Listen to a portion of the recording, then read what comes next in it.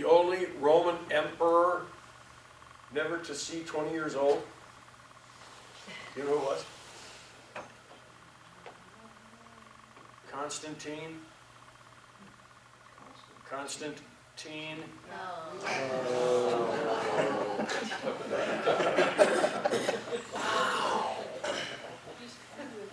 You guys are rough today. Make it stop. I'm done. I'm all done. Better stick to the day job. Oh, stick to this day job. Well, let us look, I don't know, Pastor Ware, this is your idea to do parables, so this is really very great and good. I see some things just in what I'm going to show you that I have never seen before, and I try to make it a habit not to rely on commentaries. So some of my stuff might be a little bit new, as well as controversial, and we can discuss that when I bring this stuff up. Now, just as a review, in Matthew, he has, I think it's 6 discourses, and if you look at the end of chapter 7 there, in verse 28, and it happened that Jesus put an end to these sayings, these words, that the crowds were exaplazoed. They were astonished. They were thunderstruck, right? The crowds at his didache, isn't that wonderful? At his teaching. He was teaching them as one having authority and not as their own scribes. So that would be the key, that's the end of this first discourse. And you will see this throughout Matthew at the beginning of some chapters, and when he had finished these sayings. Now, real quickly, if you go to, is it 24, end of 24, or 20, yeah, right, at the end of chapter, at the beginning of chapter 26, verse 1, it come to pass, no, look at Matthew writes there, when Jesus had finished all of these sayings. Here, see. So we're going to look at the first discourse here, which I think the narrative kind of begins in chapter 5, where Jesus gives us his first proclamation of the gospel. If you look real quickly in chapter 1 and verse 1 in chapter 5, you see that Jesus is sitting with his disciples, which of course is the posture of authority. Even today, in universities, there are seats. I think even in our seminary, so-and-so has a theological seat, or a chair, rather. They have the chair. It's the same thing. See? Okay. Anyway, I just thought I'd bring that out to you there. The summary in the what we call the Sermon on the Mount, 5, 6, 7, chapter 6. The summary of the Lord's Prayer is, of course, verse 14. Because immediately following the Lord's Prayer, we have forgiveness. If you forgive those who sin against you, your Father will forgive you. If you don't, your Father in heaven will not forgive you. Which is fascinating, I think, because if you can imagine tying up God the Father in a chair with a gag in his mouth, that can happen. If we are unforgiving, he can't.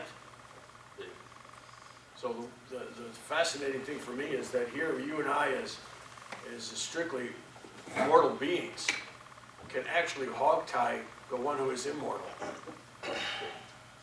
Anyway, the only point for that is at the end of chapter 7 here, it's what I think is the summary of the whole Sermon on the Mount beginning in 24. But Jesus here, it appears to me, is going to give us a preliminary to this parable. Now, this is absolutely fascinating because for the most part, especially in chapter 13, which is the parabolic chapter in Matthew, and as well as it is in Luke, that we have the word parable in there, but here we don't have that. So if you look in verse 20, we're going to go to chapter 7 now. If you look in verse 21, not everyone who says to me, Lord, Lord, will enter into the kingdom of the heavens, but, now what do you have there? Is it the one who does the will of my Father, who is in the heavens? Yeah, see, I like, you have it, that's okay. I like the word poieo because it also means work. Okay, so the one who works these things of mine. Many will come to me in that day, Lord, Lord, in your name, didn't we prophesy? And in your name, didn't we cast out demons? And in your name, didn't we, here it is, work many mighty things, dynamis. This is where we get the word dynamite. Didn't we work lots of, well, see, do you all have miracles in there? Anybody speak English here? Miracles, right? Yeah, see, I don't like that word. I think it should be mighty things or even signs. The reason why I don't like the word miracle is when Jesus heals people from whatever disease or sickness that they have, what he's doing is reestablishing the created order. So it's not miraculous in that sense. It's a sign. So anyway, didn't we? And look at that. Look at the repetition here. It's in your name, in your name, in your name. But it starts with, remember in verse 21, Lord, Lord. See, the name. And this is absolutely wonderful. And then, look at this. I will confess to them, homologeo, I will speak the same thing, right? I will confess to them. Who in blazes are you? I don't know you. Which is exactly what the king does in chapter 25 with which you know, the 5 wise and foolish, and here's a couple of things that whenever I have that pericope, that gospel, which is but end of the church year or something like that, right? Yeah. That one and the John 10 with the Good Shepherd. Again, it's hard for me to keep a straight face because it's so easy for me to say the 10 and wise, or the 10 and the 10 wise and foolish versions, like the NIV or whatever you want. This is my best material here. And the other one is the hired man in John 10. The hired man sees the wolf and flees. So I didn't know the wolf had fleas. But anyway, yeah, I do not know. So he says the same thing to the foolish virgins. And look at this, apokoretai, separate yourself from me. That's wonderful.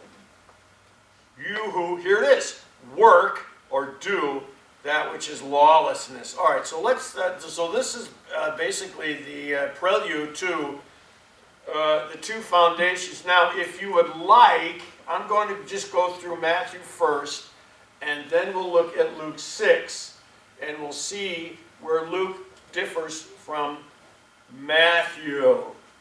Okay? Here, it's, somebody give me the first 5, 6 words in the English here, verse 24, if you don't mind. Everyone then. Everyone, yeah, that's good. Do you all have that? Yes. I have whoever. Whoever, yeah, see, I think, yeah, that's what, you have the New King James? Yeah. Ma'am? Yeah, so do I, it is, it's everyone, pan, everyone. Okay, it's like, what's that airline, Pan America? I don't think that's even around anymore, is it? No. Pan, pan, pasa, yeah, okay. So everyone who hears these words of mine and he does them, I will liken him to a man whose wife, phroneo, the frenetic, to be thinking.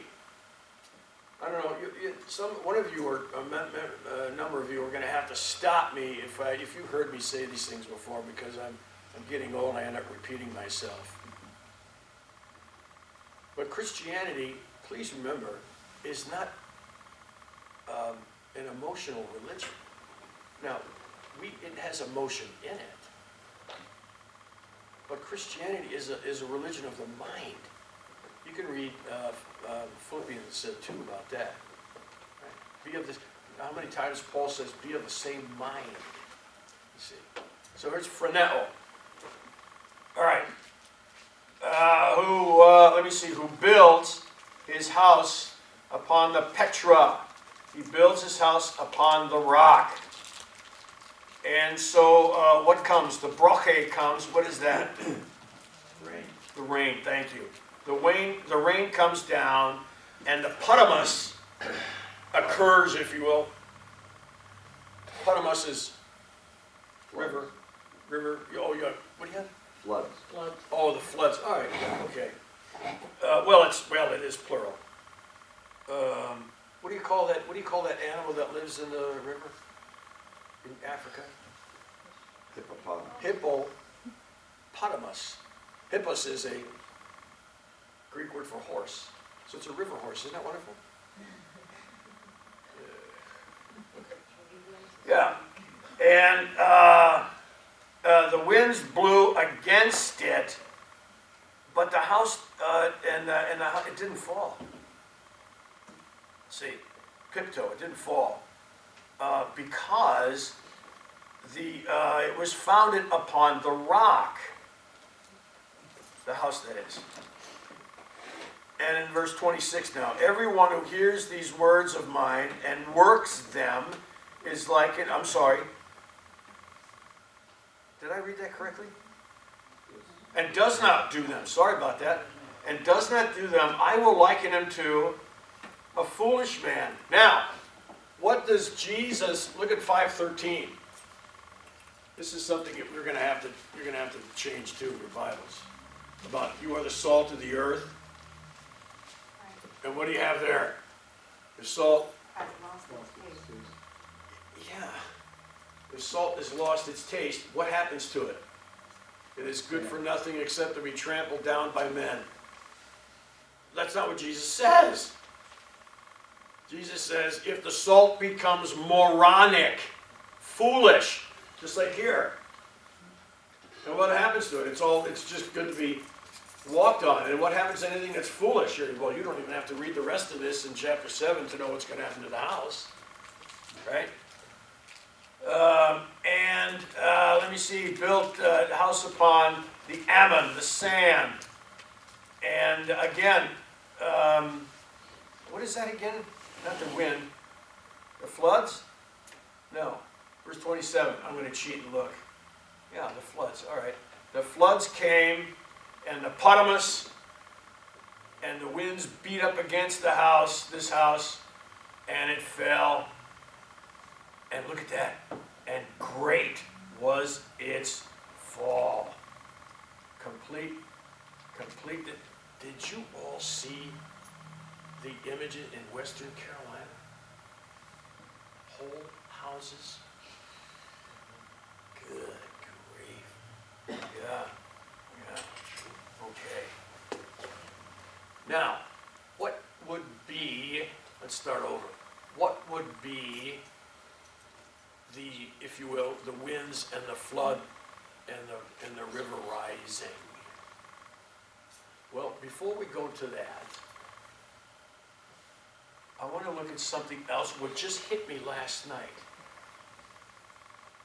What do you have? Let's do this again in verse 24. Everyone who hears these words and does them, liken to, and what do you have here? Oh, good, I'm not the only one late. What time is it? Oh, it's almost 3 o'clock. Lord, I really slept in, didn't That's all I? right. You're all right. Must have been Who is it that builds the house upon the rock, if you will? Anybody? I will liken him to, oh, a wise man. Okay. Is that what you all have? See, the thing here, I'm getting ahead of myself with it. Luke writes anthropos, which is the word also for mankind. And sometimes Paul uses that, and your Bibles will read anyone, if anyone, which is well and good. When John, in chapter 19, he records Pilate's words to the crowd after Jesus is beaten up and he's got a crown of thorns on and his robe on. What does he say to the crowds? Behold, The man. the man. But John writes, anthropos, behold, mankind. Now, did you all have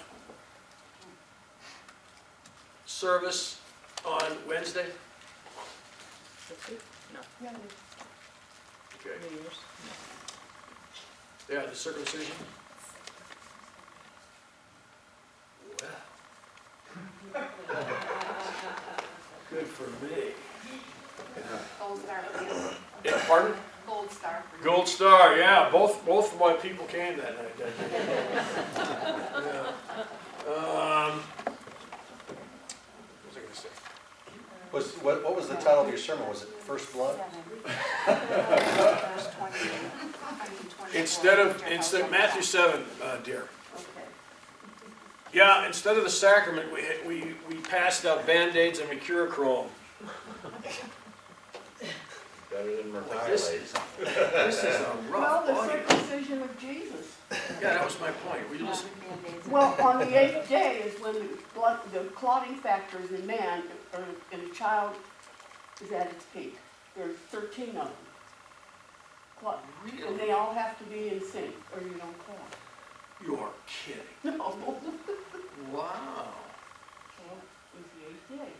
How about that? Yep. Do you all know why Mary, a woman who gives birth to a son is unclean for 40 days, and if she gives birth to a girl, she's unclean for 80? This is not a joke. Well, it says the male that opens the womb of a woman Yeah, has to be bought back by God for 2 turtle doves or whatever. right, but I'm talking just any child. That's what God commanded. Yeah, because God says so, there you go. You got the God trump card out there, right, yeah. No, I think it's because a young girl, prenatal, takes longer to develop than a boy.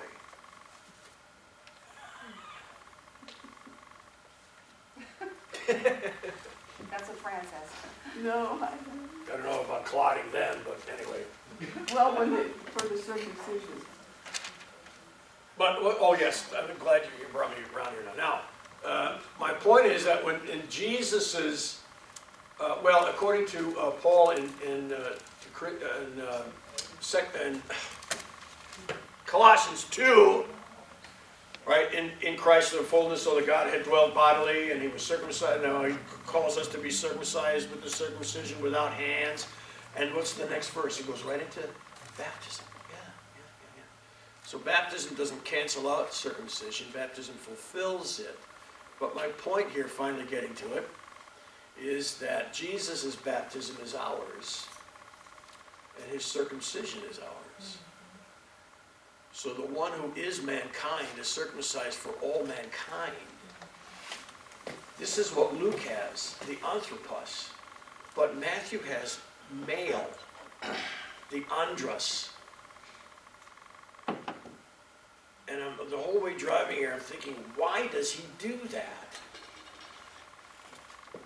Now, I didn't have a chance to look since I was driving, but in the Beatitudes, have you all studied the Beatitudes at all? The Beatitudes, by the way, are pure gospel. And even though they're plural, blessed are the poor, blessed are the meek, and blessed are the et cetera, right? They are still Christological. So, for example, Jesus is the poor, Jesus is the one who mourns, Jesus is the one who hungers and thirsts and is merciful, etc. Even though these are plural. So he takes on humanity into himself. So I'm guessing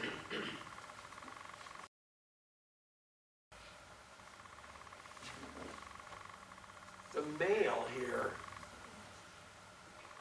the wise man, is not only Jesus himself, but also the apostolic train, the apostolic ministry.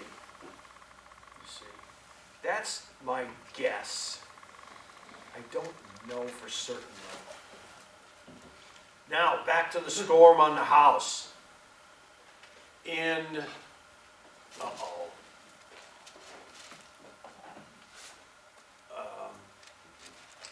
Where is it? Is it? I think it's. Well, Peter writes about don't repay reviling with reviling. But Paul quotes the Old Testament. Where is it? The reproaches that fell on. The reproaches that were to be for you fell on me. You see. So this would, I would suggest, refers to the storm and the beating on the house. You see. Romans 15:3. There it is. Thank you. Reproaches of those who reproached you fell on me. There you go. Thank you. Yeah, I think that's the beating, the storm, the rising. Worst thing in the world for a house is to be in water, right? Could this be language reminiscent also of the flood? Good stuff there. Why not? You bet. Yeah, took Noah, how long did it take him to build that ark? 120 years. And for 120 years, we wouldn't know this really, unless it were Peter in his epistle. He was a preacher of righteousness. So 120 years he's preaching to these people. I wonder how many times he had to fix all the vandalism. Because you know what people do, especially unbelievers. They don't understand something, they destroy it. You can't have the Sugar Bowl in New Orleans, so let's blow things up. Okay? All right. This is, you probably have already guessed by now. Those of you who know me already know this, but those of you who don't, I write down things in streams of consciousness, and they just have no rhyme or reason or order. So I'm just going to throw some of these out here. The one who hears my words and does them, this is what comes to my mind, is with Joseph in chapter 1. He was a righteous man, a good man. And when he hears the words of the angel, he does them. There's no questions asked. Zechariah, huh? What? What, are you kidding me? Even, and I don't think we, meaning me, give enough credit to Elizabeth. She obviously was told this by her husband. And we don't have any record of her balking at all. She probably told him to shut up, get on with it, and, you know. Well, that's what happened, he didn't talk.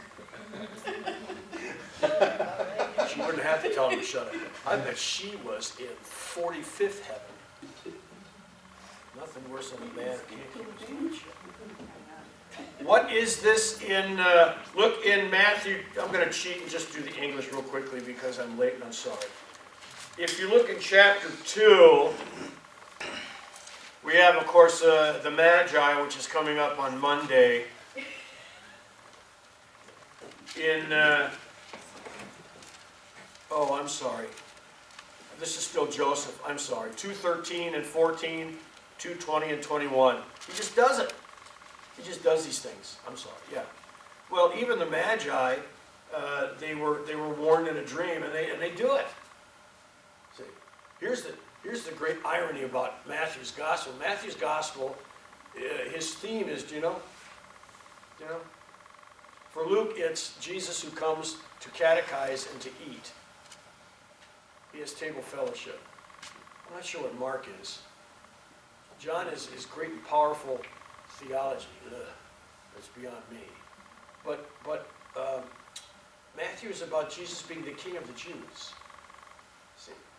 So when the Magi come, which is fascinating, because Luke is the Gentile writer, but Matthew's the one who brings the Gentiles in first, the very second chapter. See? Or even in his genealogy with Rahab. See? And so when the Magi come, what do they ask Herod? Who is the king of the Jews? Where is he born king of the Jews? And when do we get that answer? Where is he? Where is he? And the answer is, from a Gentile, Pilate, in chapter 27, when he writes that over his head, this is King of the Jews. Ah, that's good stuff. Why did I get out of that? I don't know. I talked about the wise and foolish man. This is really belief and unbelief. That's what this is. So, the one who hears my words and puts them into practice. We're not Calvinists here, okay? We don't do things, again, because God says so. We do things because we believe. Hearing and doing is belief. Read James, okay? I'll show you what, like the spirit without the body, and the body without the spirit is dead, so faith without works is, there you go, it's dead. I like the way Peter Scare translated that about 3-4 years ago at the symposium. Faith without works is death. Yeah. Okay. The light of the world. All throughout the Sermon on the Mount is hearing and doing. Hearing and doing. You're the salt of the earth, but you don't become moronic. You're the light of the world. You don't hide it under a bushel, right? A city on a hill, right? That kind of thing. So it's all faith. Just real quickly, again, throughout the sermon, just to show you how this summarizes the Sermon on the Mount. If you reconcile with your brother, you cut out your right eye or your hand. Let your yes be yes and your no be no. Remember that anything that comes beyond that is from the evil one. Do not resist an evil person. Love your enemies. And then in chapter 6 we have the 3 marks of the church. I personally happen to think that the Sermon on the Mount is really the church's constitution. You see, this is what we do as church.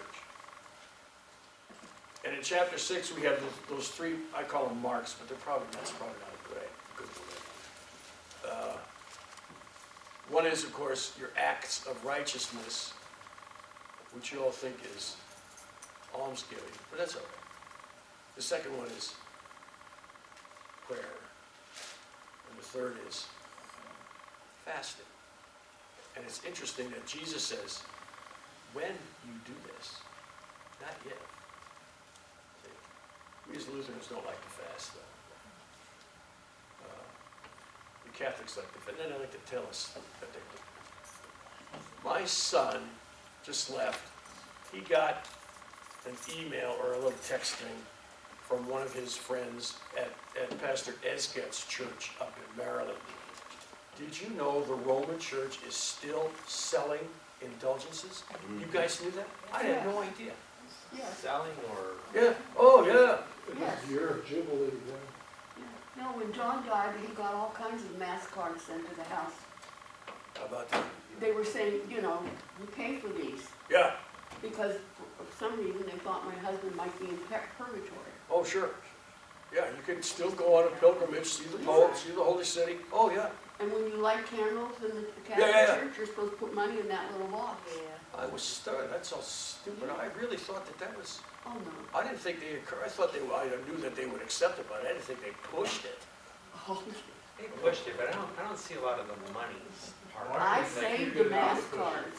I have, Was that, The margins are too good not to push it. It'd be bad business. bad business, no about business. I think Rich is right, though. I think they've backed off a little bit Yeah, from the money sale part, of right. indulgences. Oh, yeah, I'm not saying they're like Tetzel there, you know. Yeah, they'll give them for marketing. attending church on particular Right. days or visiting particular So, sites or those sorts Right, of so you gotta things. like go to mass, make a confession, go to whatever Jubilee church they open the door on They'll- and say these prayers and I Take think for couple absolving decades the off and divorce work- though, I think for absolving the divorce, it's more than just penance. oh, yeah. yeah, that's, well, that's There's a member of my family that's just remarried, and he married a Catholic girl, but she had a divorce, so she had to get an annulment, and it would cost her.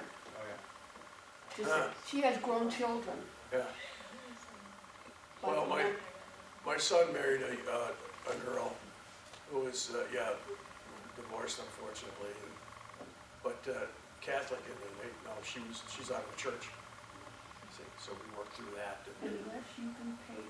Yeah, I have a book, it's called The Raccolta, it's from the 50s, so it's right around that, right before Vatican II. right. And it's just all these prayers that you have to do in the order, they call it the ordinary circumstances, you know, go to mass and confession and all that stuff. But it literally will tell you, that just got you 300 years off purgatory, that gave you 1,000 years. Mhm. Like the math is incredible. How they, yeah, That's good stuff. if you ever want to see it, I'll bring it in for you. Okay. It's the one thing I won't throw away, I'm like, this is proof.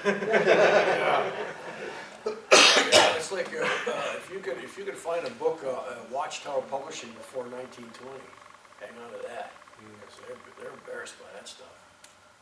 They won't rescind it, but they'll deny it, but they won't do it. Anyway. All would have, like, the world ends at 19. Oh, man, every other 1,200 year. people make it in there or something. In all these years, you get off your, in purgatory, if the earth is only 8,000 years old, is what I say. Yeah, I'm not gonna get 10,000 years old of your purgatory. because there's no, yeah. It's extra credit. Yeah, It's like a 4.2 grade average. Yeah, they had some math where you get for every mortal sin equal whatever. And so there was like some paragraph I read one time where it said how, okay, so if you got drunk 3 days a week, and that's, 10 years a pop, so the average person's drunk half their life, so then you're in there for Yeah, but then- 10,000 years. Then there's the difference in sins too. There's the mortal sin and the venial sin. Yeah. Well, that's true, because the mortal, if Oh, you die you're- in mortal you're sin, done. you're hell, right? The Oh. mortal life and the venial question, sin. sir. Sorry. What about what could we say about these foundations, the sand or the rock? I'll get there, man. All right, I'll get there, don't worry. just trying to get us back. I understood, yes, it's my fault. Guess I don't have to talk. So the acts of righteousness, the prayer, and the fasting are obviously all done, they're all three. When you do these, you will do them in secret, because when your Father sees you in secret, then your Heavenly Father will reward you openly. Yeah, so do not be like the hypocrites, the Pharisees, which is even fascinating when Jesus instructs his disciples in chapter 23, when you have the 7 woes. Woe to you, Pharisees, hypocrites, and that. He does even say, you have to listen to them, because they do sit in Moses' seat, but don't do what they do. That's just not merely practice, that's believing. Okay. As well as work and practice. Now, I already mentioned the foolish man. The word is moron, moronic, and it's reckoned to also the salt that loses its flavor, the light that's under a basket. Jesus will later on. Was it later on, or is it in in chapter 5?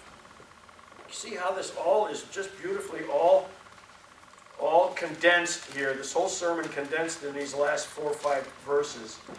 In chapter 5, verse 19, anyone who breaks one of the least of these commandments, teaches them, shall be called least. Whoever doesn't teaches them is called great. Now, don't think what you might think it is. That is to say, well, if I break the commandments and teach others to do it, well, at least I'm in the kingdom, because you're thinking that the kingdom is eternal life, and it's not. See, the kingdom of heaven is God in Christ working the atonement. That's the kingdom. Every kingdom has a king, and every kingdom is a... Well, when you go into a king's kingdom, if you will, you want to meet the king. Well, how do you know who he is? Well, he's the one on the throne with a crown. Well, where does Jesus wear the crown? On his throne, on the cross. There you go. There's the king. Right. So being the least in the kingdom is not like, well, at least I'm in heaven. I'll probably have to scrub toilets, but at least I'm in heaven. No, that means no. You're done. You're outside. Even the 5 foolish virgins are virgins. See? Doesn't matter. You didn't put into practice. You're trying to tell these wise to break what you've done. And they won't have any part of it. So the 5 wise are getting beat up and the floods are rising, and right? They won't have it. All right. I'm getting way off the time. See, I should write my own commentary. All right. Anyone, let me see, anyone who withholds forgiveness, we looked at that. Anyone divorces for any reason. Anyone taking false oaths. Anyone who lives eye for an eye or hates his enemies. These are all foolish people. They're unthinking. Why do you suppose, if you're still in chapter 5 there, look at verse 22.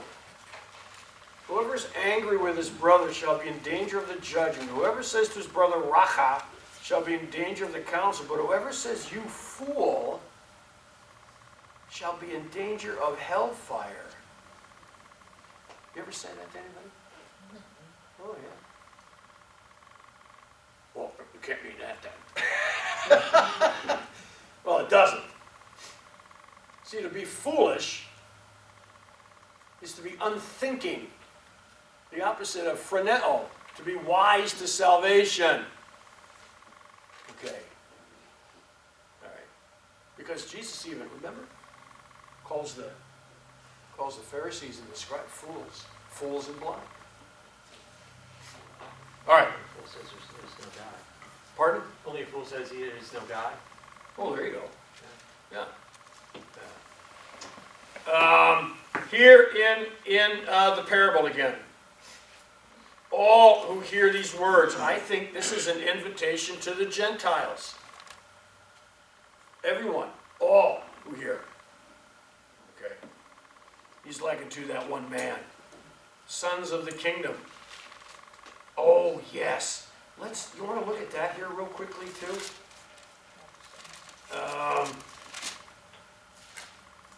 Where is that here? In where is it now here? Oh, it's in, is it in 8? Yes, 8, chapter 8. We're going to see that real quickly. Look at verse 11. 8 verse 11. I say to you, what is that? Many from the east and from the west will come, and anaklino, they will recline. It's not to sit, because reclination is the posture of sacramental eating. That's in John 6. Jesus doesn't tell his disciples, have the people sit down. Okay. Have them recline. So they recline with Abraham and Isaac and Jacob. Here it is. In the kingdom of the heavens. But, look at this. The sons of the kingdom will be ekbalod, cast out, which is synonymous with the winds coming down, the rains coming down, ekbalod from heaven, right? All right, let me see, I go through darkness, and there were the clouthmus and brugmus of their duntus. I love that word, duntus, teeth. This weeping and gnashing of teeth. So the sons of the kingdom are the Jews that reach in. Right? So an invitation here to the Gentiles. Okay. The rock here. Foundation on the rock. Now, I think this is, well, what do you think? Want to time out? What do you think? The rock. Well, who? Petra. Oh, well now you must know. Peter's. Yeah, Peter's Confession. Peter's confession. Upon this rock, I will build my church. Luke doesn't have that. He doesn't have that story. Mark doesn't have that story. He just asks, who do you say that I am? Peter said, you're the Christ of the living God. Okay. And then they go into something else. I don't think that's an accident. Maybe the rock is you are the Christ, the confession. The confession. The confession. I think so. I think so.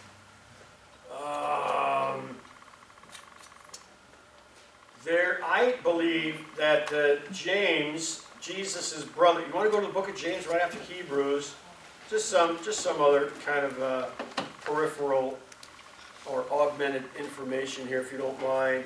I think James heard the Sermon on the Mount.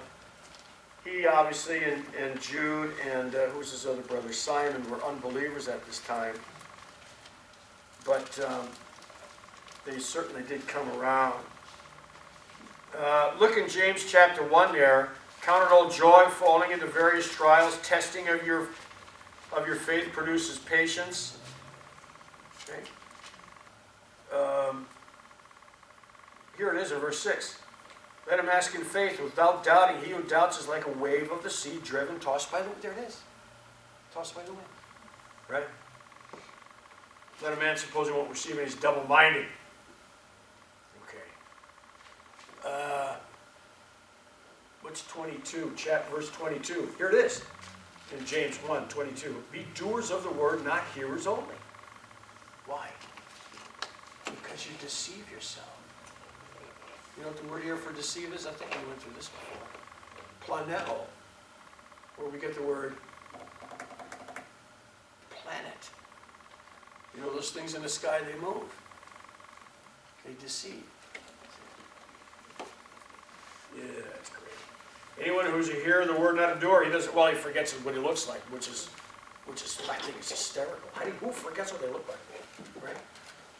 And then last in James 3. Look at 13.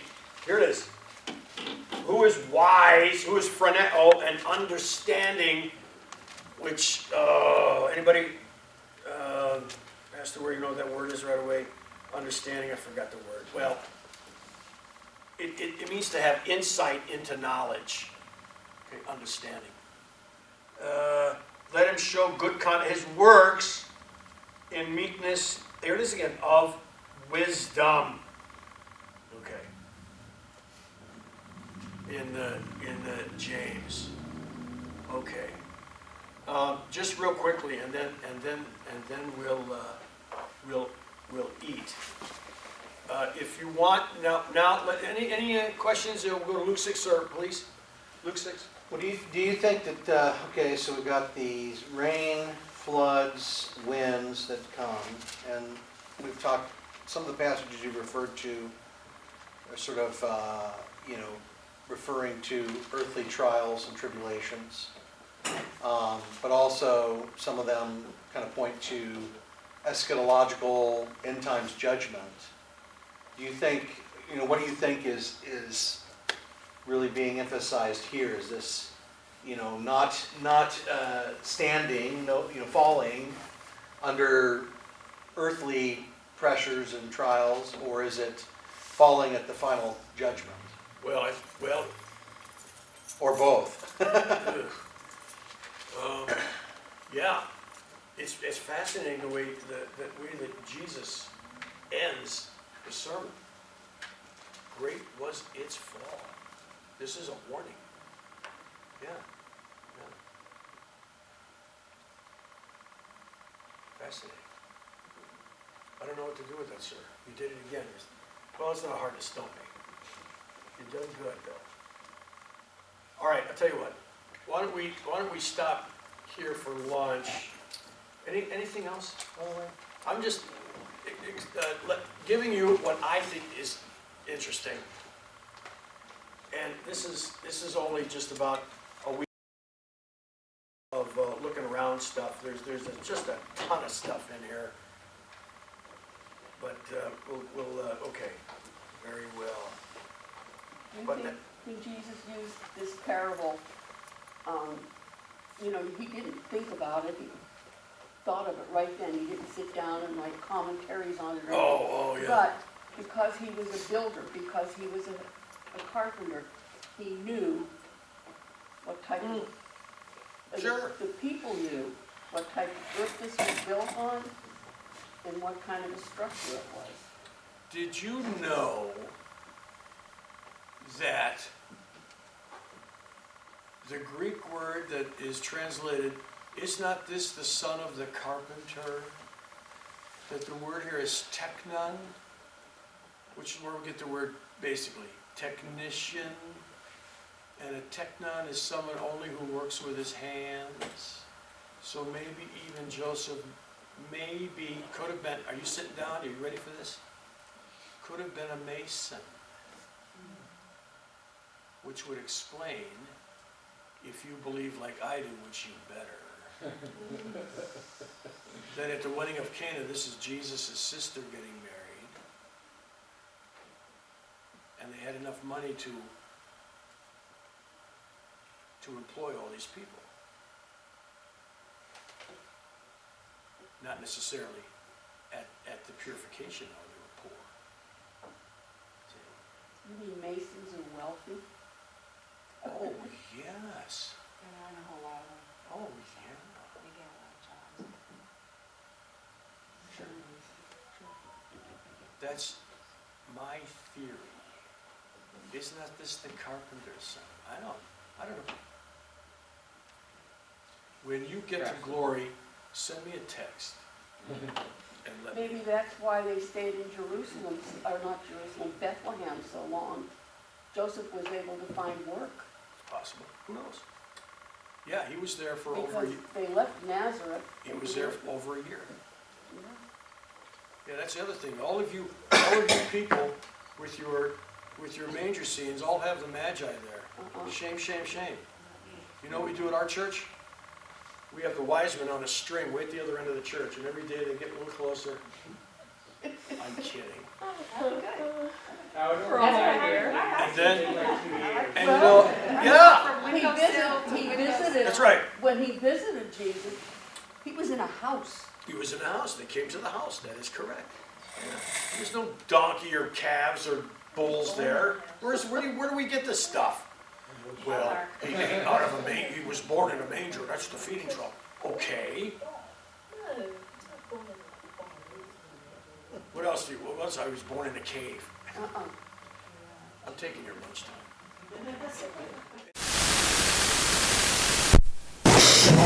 You can see here in verse 46 already, once again, why do you call me Lord, Lord, and do not do what I say?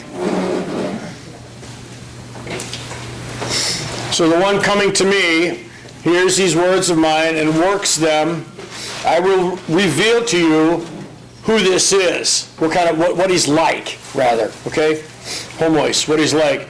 Now, here once again is anthropos. He is like a man, just like any guy. All right? So for you feminists, I guess it could be a woman, I don't know. I think that's moot, though. And now look at this here. He excavates. I think that might be where we get the word excavate. Escapsen. He digs out in the what is that thing in your bathrooms where you like to soak? like a soak in the Bathtub? bath, the bath. Now you know the Greek word bath, bathos is deep. Now you know why it's called that, a bath. Really, when I learned that, I jumped up and down. All right. And he bathosed it, he deepened it. Okay? And then he laid the foundation upon the rock. These are things that Matthew does not have.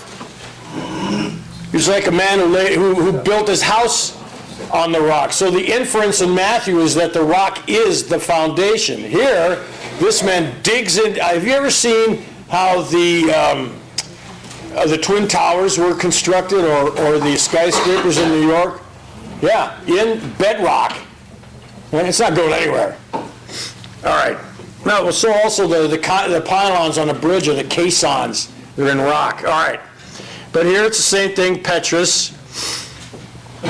And then what happens here? The flood rose again, right? The flood happened, and the Potamus, now this is just singular, the river rose up against that house. Look at this. But it wasn't strong enough to shake it. Saluo is right, okay? If you ever have a bad car alignment, that's saluo, all right? And on account of, because the foundation is good. All right? On the other hand, those who are hearing and do not put into practice, he's likened once again an anthropos who build his foundation upon the earth. See, it's not sand here. Well, it's probably synonymous, right? On the gain, on the earth, without a foundation. So this guy doesn't even pour a pad. He's got like a she shed out there. Yeah, it's good enough. And so the river came up upon it, and look at this. Immediately it fell. Right? And the ruin, the regma of that house was great. Again, mega. Okay. Now, a couple of things here. To do these, I already mentioned this, right? To do these things, Jesus says, is to believe in him. So even though we have, let me cheat here real quickly.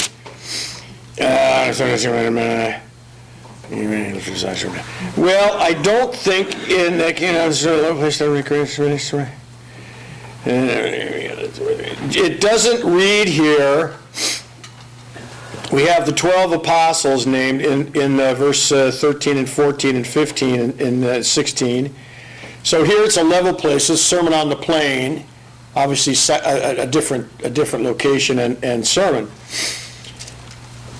But it doesn't read, Luke doesn't have that he sat down.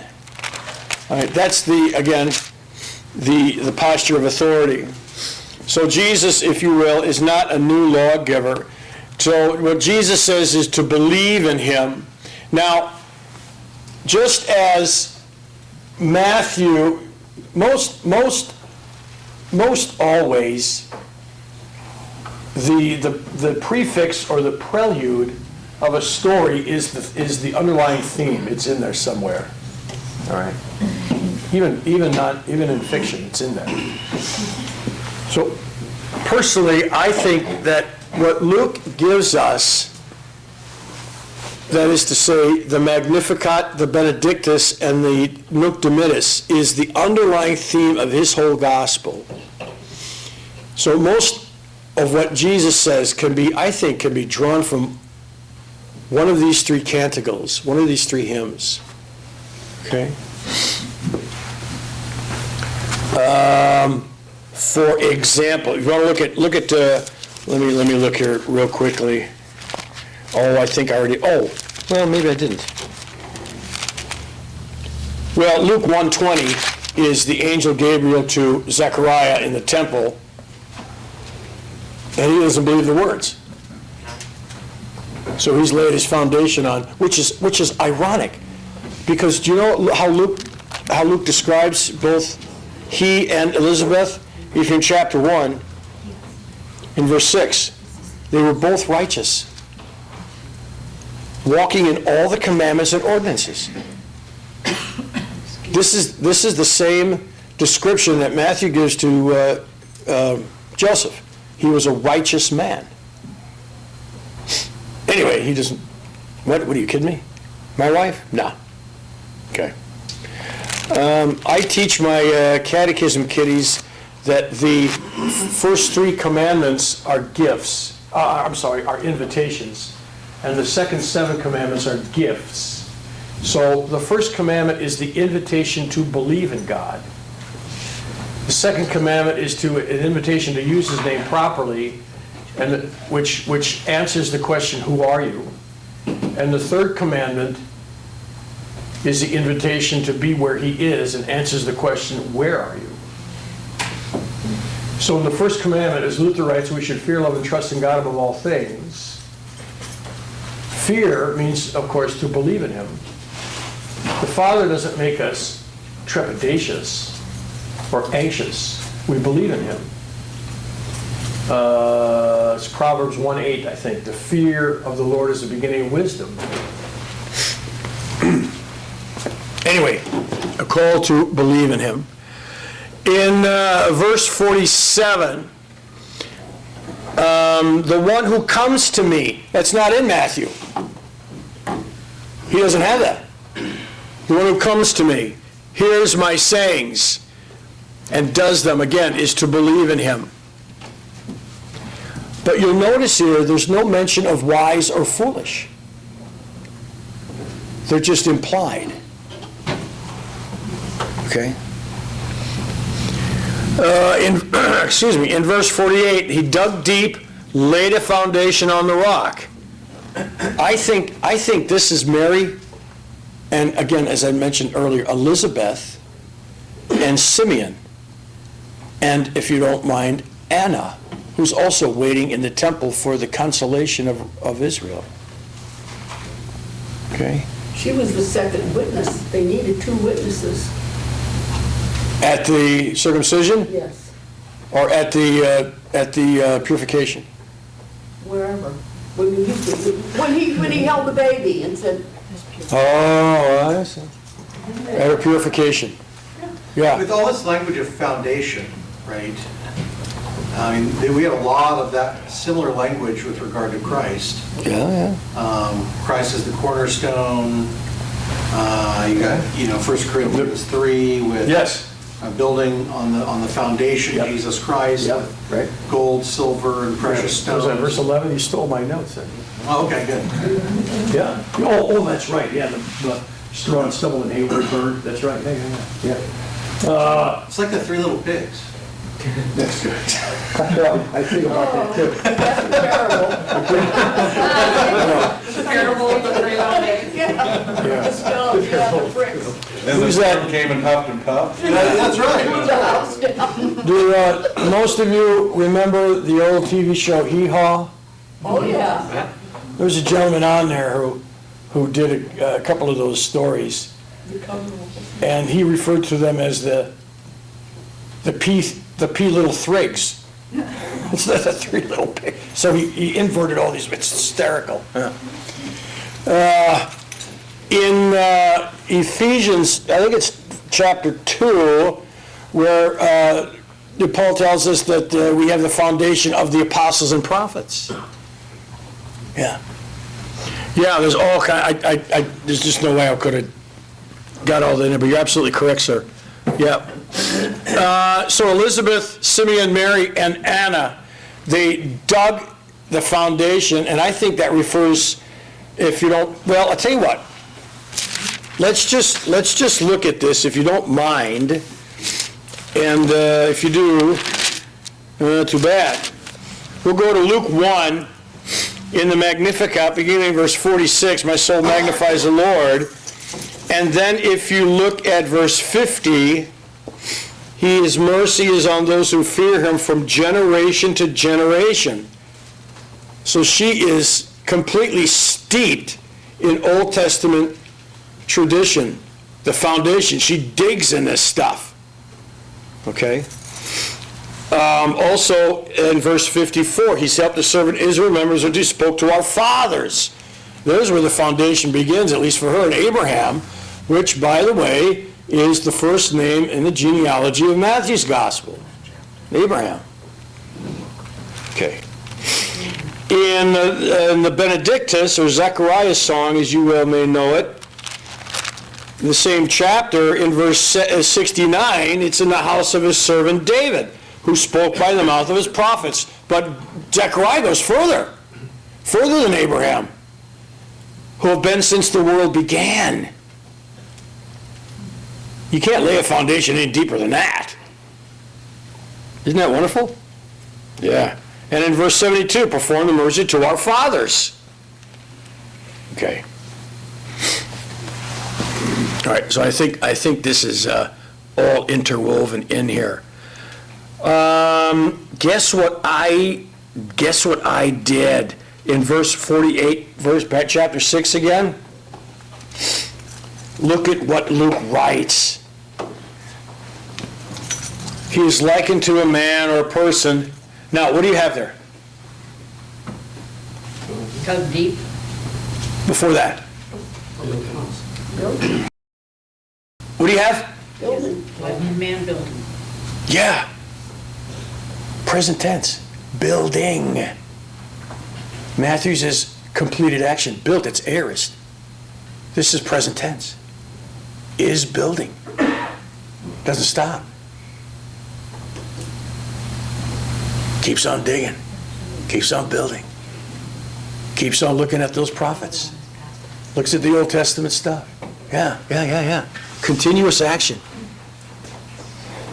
And since the world began, prepared before all people. Again, a Gentile reference. Okay. This might be, this just popped into my head when I was writing all this stuff down. The difference between Peter and Judas. Now, I believe when Matthew writes, gives us the list of the apostles, well, they all do except for, is John? I don't know. Well, let's just look at the synoptics. They all obviously, of course, Judas last. But in Matthew, he writes, and Judas Iscariot, or Ishkaroth, who also betrayed him. Instead of who betrayed him, who also betrayed him. See, he sees it that they all did this. Now, let's look at the facts. Judas did this once. Peter did this 3 times. Now, we're going to talk about venial and moral sins here. Venial and menial, yeah. Yeah. So, he has, I know, I'm ignoring her. Yes, ma'am. Usually we use different verbs there. We'll say that Peter denied Jesus and Judas betrayed him. Judas actually handed him over. Correct. So, I mean, there's a distinction Yes. somewhat. Oh, of course. Yeah, that's not good. It's paradidomi. Didomi means to give. Para means to over. So to give over, if you will. P-A-R, like for those of you, like a parachute.